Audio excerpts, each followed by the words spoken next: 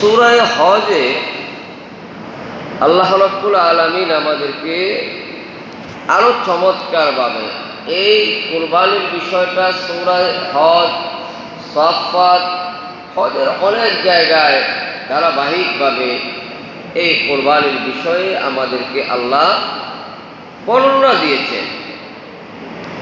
তো আল্লাহ রাব্বুল আলামিন আমাদেরকে সব কিছু দেওয়ার পিছনে এটার কারণ আছে। সাইয়েদনা আদম শফিউল্লাহ যখন ওনার দুটা সন্তান জন্ম লাভ করার পরে এদের একজনের নাম ছিল হাবিল, আরেকজনের নাম ছিল কাবিল। দুই ভাইয়ের মধ্যে যখন একটা বিষয় নিয়ে তাদের কাছে কম্পিটিশন শুরু হয়ে গেল, কে নিবে কে নিবে না।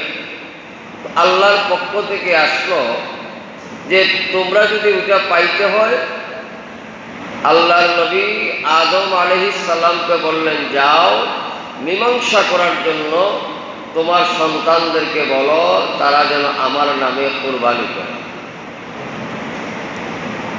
তো আল্লাহ রাব্বুল আলামিনের কথা আল্লাহর নবী হযরত আদম আলাইহিস সালাম বললেন। বলার পরে ইনারা দুইও ভাই কোরবানি দিলেন। এটা অনেক লম্বা ঘটনা, কোরআনে এগুলো আছে। কোরবানি দেওয়ার পরে এক ভাইয়ের কোরবানি গ্রহণ হইল, আরেক ভাইয়ের কোরবানি গ্রহণ হয় নাই। গ্রহণ হয় নাই তিনি হচ্ছেন পাপাচার। এই লোক বলল, যার কোরবানি, যে ভাইয়ের কোরবানি গ্রহণ হয়েছে, বলল তোমাকে আমি কতল করব। ওই যে আজকে আমরা কবর দেওয়ার পদ্ধতি, এটাও এই জায়গাতে কবর কিভাবে আমরা দেব, এই পদ্ধতিটা সেই আদমের দুই সন্তান হাবিল এবং কাবিলের মাধ্যমে এটার সূচনা হয়েছে। তো আল্লাহ রাব্বুল আলামিনের কালামুল্লাহ শরীফ সূরাতুল হজ্জে আল্লাহ বলেন, ওয়ালিকুল্লি উম্মাতিন জাআলনা মানাসাকাল লিয়াযকুরু ইসমাল্লাহি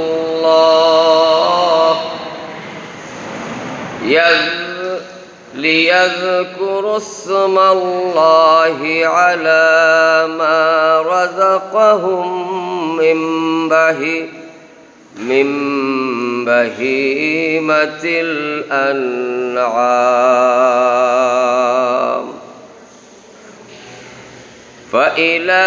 فإلهكم إله واحد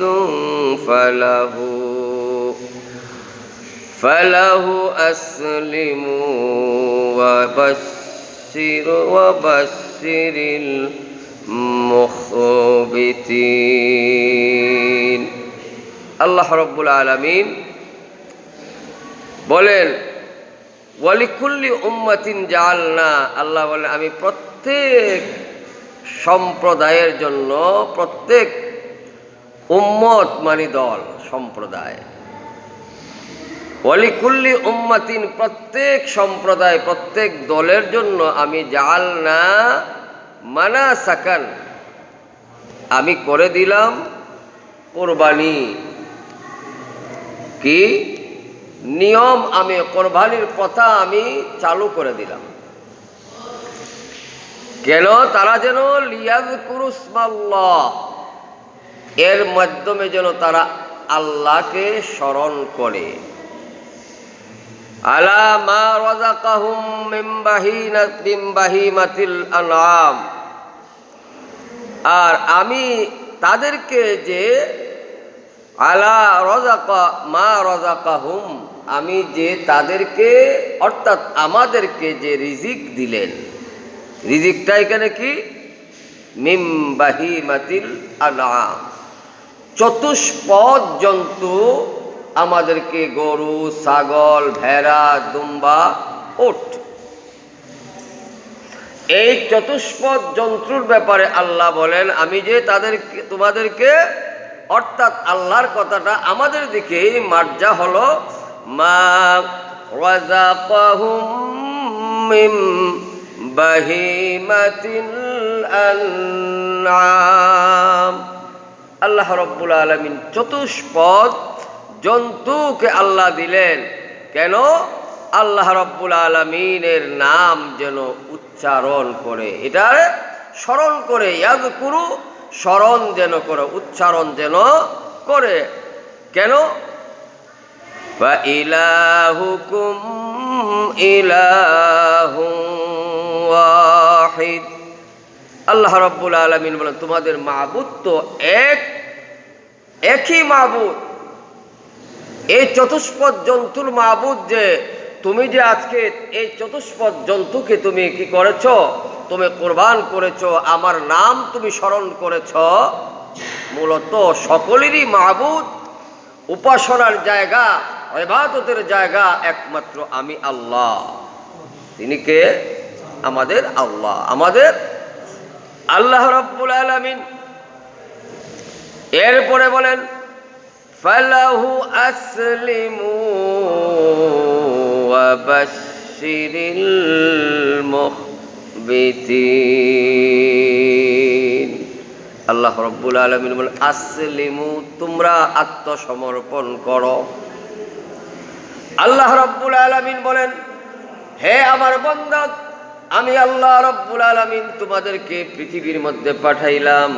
আমি আল্লাহ রাব্বুল আলামিন এই আয়াতে কারিমার মাধ্যমে আমাদেরকে শিক্ষা দিচ্ছেন, আমি তোমাদেরকে গরু দিলাম, ছাগল দিলাম, ভেড়া দিলাম, দুব্বা দিলাম, হাঁস, মুরগ, অন্যান্য যে সকল আমি আল্লাহ রাব্বুল আলামিন যে সকল জন্তুকে তোমাদের কাছে আমি আল্লাহ প্রদান করলাম, মূলত তোমাদের জন্যই উপকারে আসে। এই জন্য আমি আল্লাহ রাব্বুল আলামিন তোমাদের কাছে সেই সকল জিনিস তোমাদের উপকারের জন্য আমি সৃষ্টি করে দিলাম। আর তোমরা যখন আমি আল্লাহ রাব্বুল আলামিনের কাছে আসার আগে, আমি আল্লাহকে পাওয়ার আগে কিভাবে তোমরা আমি আল্লাহকে পাবে? কারণ আমি বিশ্ব ব্রহ্মাণ্ড তৈরি করার পরে গোটা মাখলুকাতের মধ্যে আমি আল্লাহ সুবহানাহু ওয়া তাআলা এক নয়, দুই নয়, তিন নয়, আমি তোমাদের জন্য অসংখ্য অগণিত সৃষ্টি আমি দিয়ে দিলাম, যাতে করে আমি আমার বান্দাদের জন্য উপকারে আসে।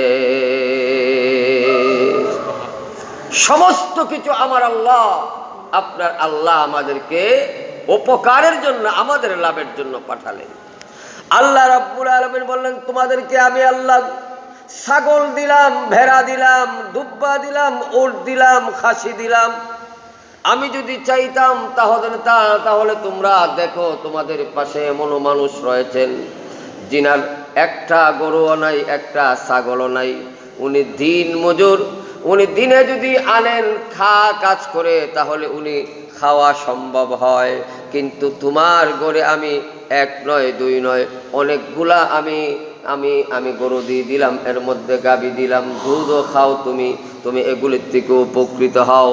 বান্দা আমি আল্লাহ রাব্বুল আলামিন তোমাদেরকে পৃথিবীর মধ্যে পাঠানোর পরে আমি আল্লাহ, তোমরা যেন আমি আল্লাহর নৈকট্য পাও, আমি আল্লাহকে পাও, আমি আল্লাহকে রাজি খুশি করতে পারো। আর আমি আল্লাহকে রাজি এবং খুশি সন্তুষ্টির মাধ্যমে আমার বান্দা যেন আমার ওই গড়া আমার তৈরিকৃত সেই আবাদুল আবাদ জায়গা, তার জায়গা যেই জায়গায় থাকবে ওই জায়গার নাম হলো জান্নাত, ওই বেহেশতে যেন আমার বান্দারা যাইতে পারে। সুবহানাল্লাহ।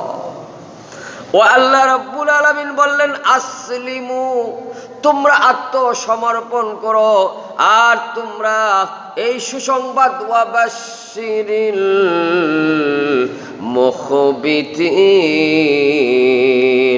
আর তোমাদেরকে সুসংবাদ দাও।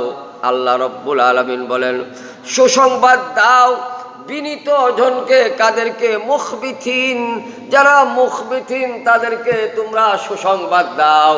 আমার আল্লাহ রব্বুল আলামিন মুখবিথিন বলতে যারা আমরা বিনীত, আমরা যারা ভদ্র, আমরা যারা নম্র, আমরা যারা অত্যধিক শরীফ, তাদেরকে আল্লাহ রাব্বুল আলামিন বুঝিয়েছেন শরীফের ব্যাখ্যা বিশ্লেষণ কি।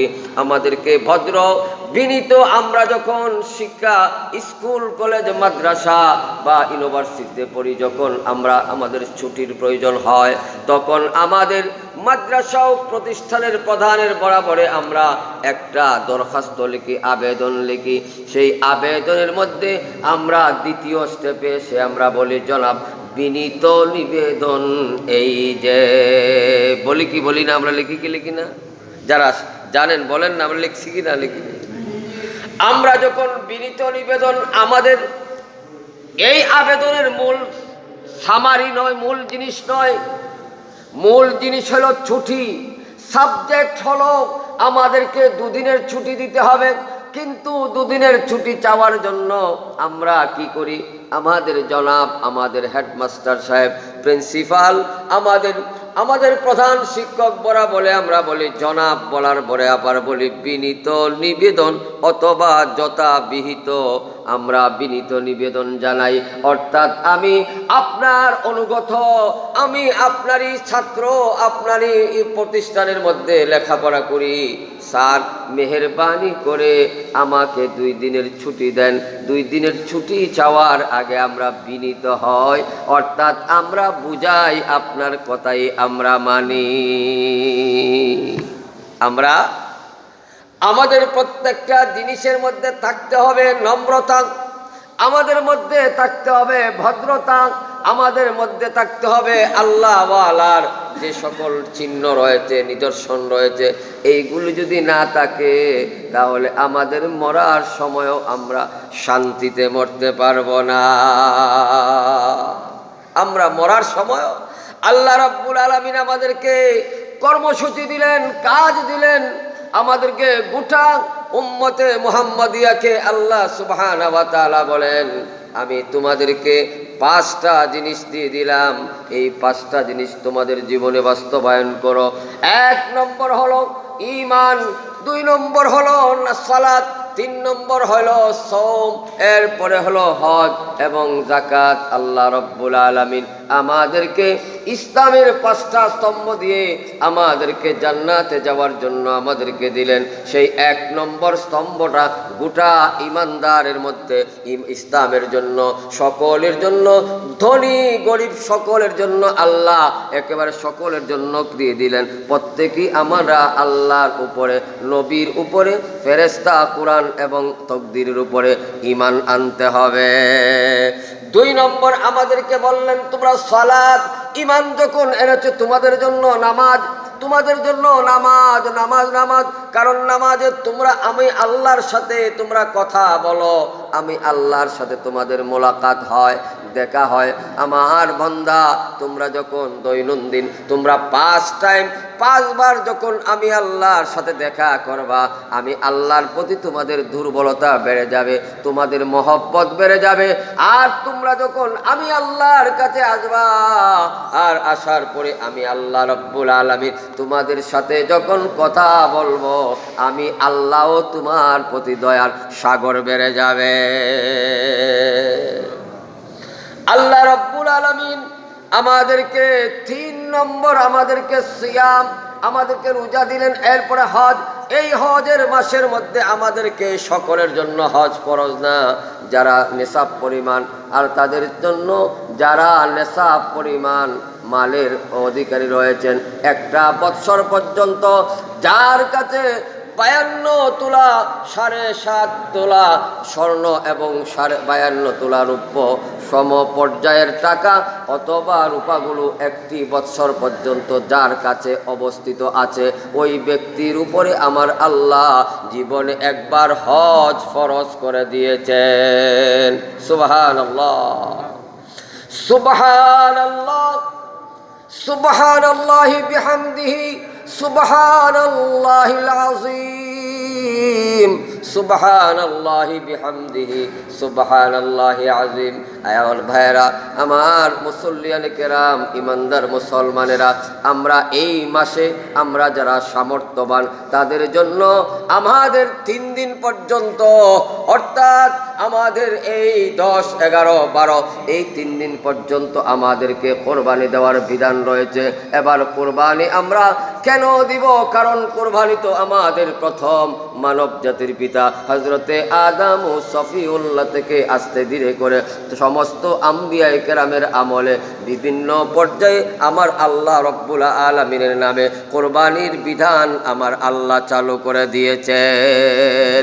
আল্লাহ রব্বুল আলামিনের হাবিব প্যারা নবী রাহমাতুল লিল আলামিন মুহাম্মদুর রাসূলুল্লাহ সাল্লাল্লাহু তাআলা আলাইহি ওয়াসাল্লামকে পৃথিবীর মধ্যে পাঠানোর পরে যখন 40 বছরে আমার নবী পদার্পণ করলেন, যখন নবুয়তের কার্যক্রম পরিচালনা করার জন্য যখন হুকুম পেলেন আমার দয়াল নবীজির উপরে, আমার দয়াল নবীর উপরেও সেই কোরবানিটা আমার আল্লাহ রব্বুল আলামিন তখন ওয়াজিব করেছেন। ফুকাহায়ে কেরাম এই ওয়াজিব এবং সুন্নতে মুআক্কাদার মধ্যে 2টা ভাগ করে এখানের মধ্যে দিয়েছেন। আমরা যারা হানাফি মাযহাবের অনুসারী, আমাদের সামর্থ্যবানদের জন্য, আমাদের সকল সামর্থ্যবানদের উপরে আল্লাহ রব্বুল আলামিন এই কুরবানিটা দেওয়া ওয়াজিব করে দিয়েছেন। সুবহানাল্লাহ। এই জন্য আমার আল্লাহ বলেন, ওয়ালিকুল্লি উম্মাতিন জাআলনা মানাসাকান লিয়াযকুরু ইসমাল্লাহি আলা মা রাযাকাহুম মিন বাহিমাতিল আনআম। আল্লাহ এখানে বলেন মা রাযাকাহুম, হে আমার বান্দা, তোমাদের সম্পদ না, তোমাদের গরু ছাগল তোমাদের না। আমার আল্লাহ ঘোষণা করছেন মা রাযাকাহুম, আমি আল্লাহ তোমাদের কাছে যা দান করলাম, যে রিজিক দিলাম, এই যে তোমার কাছে 10টা গরু হয়েছে, এটা মূলত তোমার নয়, আমি আল্লাহ তোমাকে সেই রিজিকটা দান করলাম। 10টা ছাগল তোমাকে দিলাম, 10টা দুম্বা, 10টা উট তোমাকে দিলাম, এইগুলি তুমি মনে করো না তোমার না, তোমার না, আমি তোমাকে পরীক্ষা করার জন্য আমি দিচ্ছি। তুমি কি আমি আল্লাহর নাম তুমি স্মরণ করো কিনা, তোমাকে দিয়ে আমি বুঝবো। যদি তুমি স্মরণ করো, আমি আল্লাহ তোমার এই রিজিকগুলা আমি আল্লাহ বাড়ায়া দিব। আর যদি তুমি নিমক হারাম হয়ে যাও, গাফিল হয়ে যাও, তুমি ভাবতে পারবা না, ঘুম যাইবা, তোমাদের 10টা ছাগল, 10টা গরু এবং বিশাল সম্পদ নিয়ে তুমি ঘুম যাইবা। সকাল বেলা যখন বান্দা তুমি ঘুম থেকে উঠবা, তখন দেখবা তোমার 10 সকল গরু এবং ছাগল সম্পদগুলা নষ্ট হয়ে গেছে, তোমার কাজে লাগে না। এই করার ক্ষমতা আল্লাহর আছে না নাই? আছে না নাই? কি বলেন? সাময়িক শুনি। আল্লাহ রব্বুল আলামিন আমাদেরকে কোরবানি দিতে হবে। এই কোরবানি আমাদের যারা সামর্থ্যবান আছেন দিবেন।